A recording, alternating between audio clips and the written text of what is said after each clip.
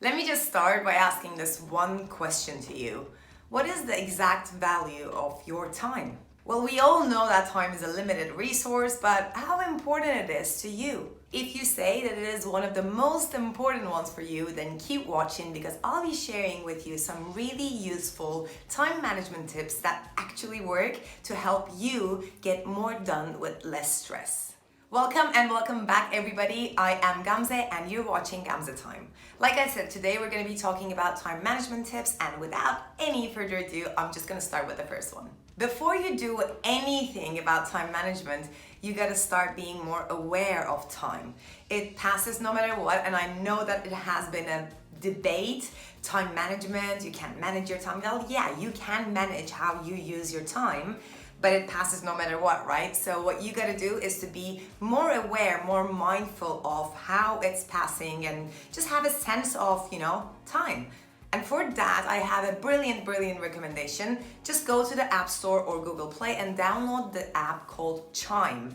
Chime is literally what it says. It chimes when you want it to chime. So basically what I've done is I downloaded it and I told the app that it should chime every half an hour, making a really nice sound that is not disruptive, but I'm also aware of every, half an hour passing. So I'm like, oh wow, it's 4 already. Wait, I heard it. Is it 4:30 already?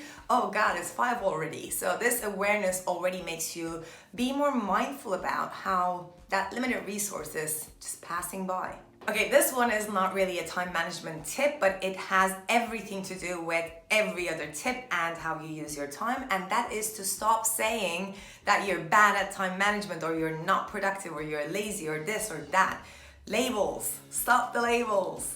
I used to be the worst person when it came to time management. I was known for being late. I was known for oversleeping. I was known for, bad stuff when it comes to time management. But that doesn't mean that I have to be that person constantly. I think this whole pandemic has taught us that we can change and we can adapt if we're motivated enough to do so. And this is one of those things. You can be a productive person. You can be very good in time management. You can be really successful. It has nothing to do with your personality or yourself or your lifestyle. Not at all. It's only about your mindset and how you want to use your time. I mean, if you don't believe that I was horrible in time management, let me give you just one example. I wrote my master's thesis, my second master's thesis, so I should have known better, in a week. Who does that, right? This next time management tip is gonna be really useful to those of you who use to-do lists, either daily to-do lists or ongoing to-do lists. I am not a to-do list person and I can talk about why. If you're interested to see why I don't use them and what I do instead, please leave that in the comments. Just say, yeah, I want you to make that to-do list video and I will totally film that one for you. But going back to the to-do list, the tip is about making those to-do lists timed. What do I even mean by that, right? I see many people writing a to-do list of like 5, 6, 7 items or maybe 15, and it doesn't matter to that person who's creating the to-do list how long that whole list is gonna take. It just looks like 5 things, right? But in general, when you add all these tasks in terms of how long they're gonna take each, it is more than a day. So people generally make a to-do list that will take 15-20 hours to complete, and they plan it in a 10-hour workday, and of course it's not going to be over. Of course you're not going to be able to finish it and feel horrible about it because unfinished to-do lists are one of the biggest reasons for stress, really. So what I'm saying is, if you're going to use to-do lists as a time management technique, just write next to each item how long you think they're gonna take. This way you can control the time that you're gonna invest in each task, so it's not gonna expand, to the whole day. But also you'll be able to see the total number of hours that you're gonna need, and you can make smarter, you can make realistic to-do lists. Okay, this next one is so easy. You can just start implementing it right now to be better in time management, and that is the 3-minute rule. I think I'm the one who said that is 3 minutes. You can do 5-minute rule, you can do 1-minute rule. The rule is, if anything that comes your way is gonna take 3 minutes or less to accomplish, to complete, Don't add it to a list, don't add it to your calendar, do it on the spot. And that makes the biggest difference, right? Like, let's say you got the mail and you have to sort it out and take a photo of it and send it over to your accountant. Do it on the spot because it's gonna take literally 2 minutes.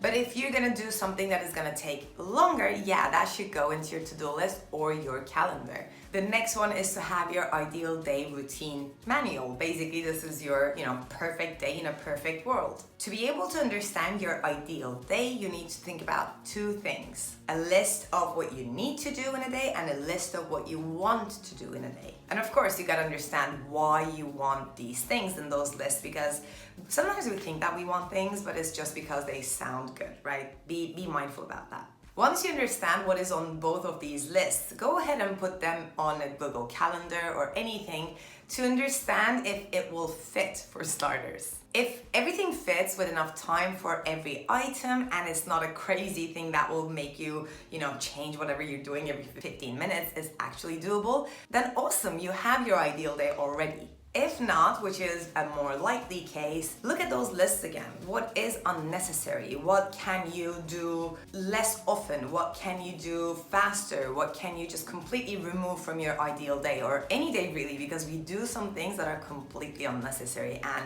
has zero benefit for us. So try to look at every single item in those lists and try to put whatever is necessary into an ideal, awesome day routine. This also means another thing in terms of time management, which is to make peace with the reality. Of course, we all want to do so many things, especially if you're here on this channel. That means that you want so much from your one life, right? But the problem is we only have 24 hours and we gotta, dedicate certain time to certain things to make them good enough quality, I'm gonna call it. So there is the reality, and we can't do everything. But just seeing those things on an ideal day routine makes you grasp that fact and not feel bad about not being able to work out 3 hours every day, because it's not a possibility. So it also makes you feel good about your time management skills.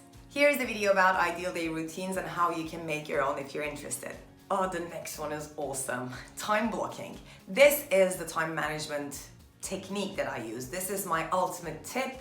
This is what everybody who is very efficient with their times uses. This is literally blocking everything on Google Calendar or Apple Calendar or Outlook Calendar. Doesn't matter, but blocking everything that requires time, which is everything that you do. This will help you plan your days and track your time at the same time. That was a horrible sentence, but time and time. When you track your time, you'll see exactly where it goes, and this is mind-blowing. We did a trial with my clients. We tracked our times for a week and we assessed what takes the biggest chunk of our times. A week only has 168 hours, and in that tracking exercise, we, summed up every single task, every single hour, and still there were, on average, I think about 10 or 12 or 15 hours that people cannot account for, which is insane. Imagine you're spending 10 hours every week to something that you're not even aware of, which you could use to do something, with your family, on your hobbies, on your business, anything, but you just don't know. So tracking is good. Tracking is good. That's all I'm trying to say here.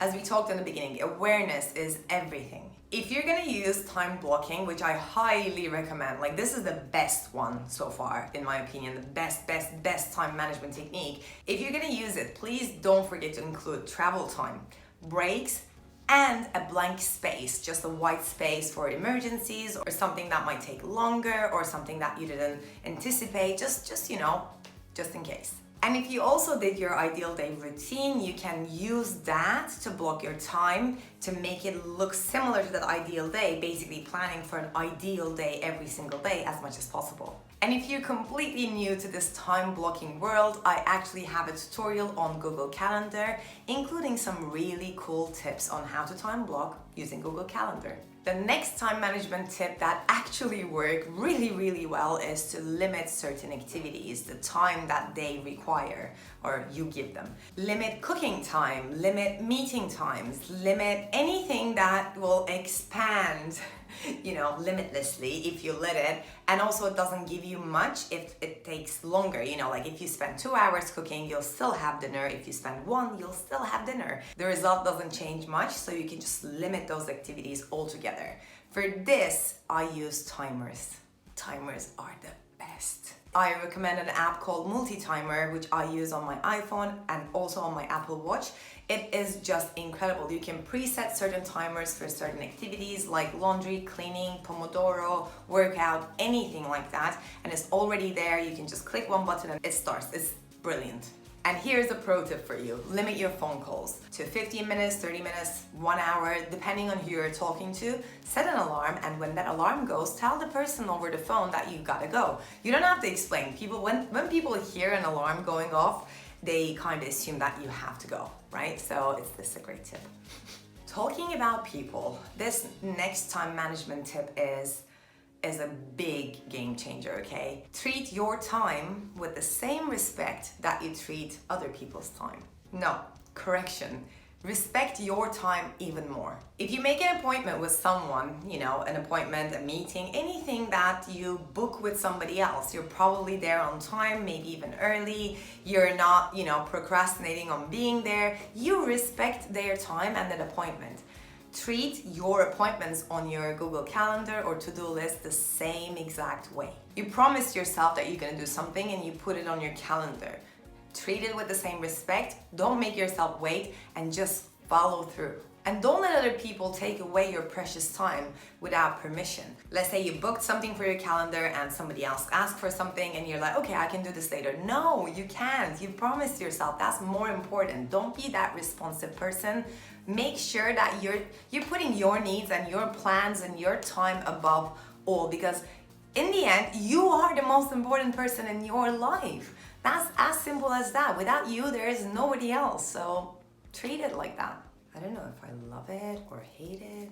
And this nicely brings me to my next time management tip, which is to figure out how to be less responsive.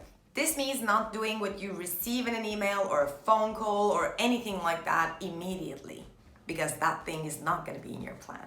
Don't respond to external things like email, call, person, whatever it might be. Don't respond to them as in letting them change your carefully made plan.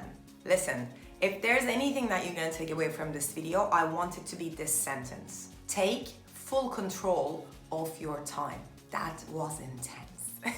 To be able to take control of your time, you need to be able to control distractions. And I actually have a video about how to deal with those distractions. Do what you're gonna do when you say you're gonna do it, and don't let anybody else change that. I briefly talked about this, but I want to make a big point of it again. Use timers and alarms in your life every single day. I told you that I use timers for, everything, but I also have certain alarms. I have an alarm for my vitamins because I constantly forget them. I have an alarm that tells me you should slowly get into the mood for going to bed. So I'm using all of these very simple technologies that make me, do certain things at certain times, but I've decided on them anyway. So it's great to have a reminder at 9 p.m. saying, hey, listen, wrap up, go to bed, read your book in bed and just sleep when you want to sleep so that you can wake up tomorrow and, conquer the world kind of thing.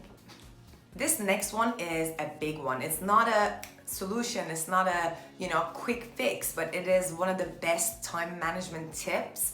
And that is to optimize your processes and your systems for better time and energy usage. Think about the things that you do every day. We gave the cooking example before, so I'm gonna go from that one. If you cook every day for about 2 hours, think about how you can make that process a little bit better for you. Maybe you can cook every 2 days instead, or maybe you can cook once a week, or maybe you can cook once a week, do meal prepping or anything like that. That will not take, let's calculate it, right? 2 times 7, 14 hours just for cooking. That's a lot. It's a lot. It shouldn't be like that.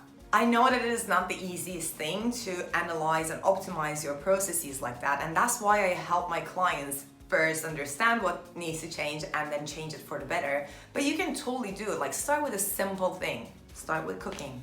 And that's a wrap for today. These are my top time management tips that actually work, and I probably will do a volume 2, volume 3, volume 4. But yeah, I think these will work if you actually implemented them. And if you need help with these, if you want personalized advice targeted for you and your lifestyle and accountability so that you can actually start working on these things, you can apply for the success and productivity coaching with me, and I'm leaving the link down in the description box. Thank you so much for watching, and I hope you'll be using your time much better after this video. You can go ahead and watch one of the videos that are in the cards, or you can let the algorithm do its job and recommend the best video for you right here. I hope to see you next Monday. Take care. Mwah.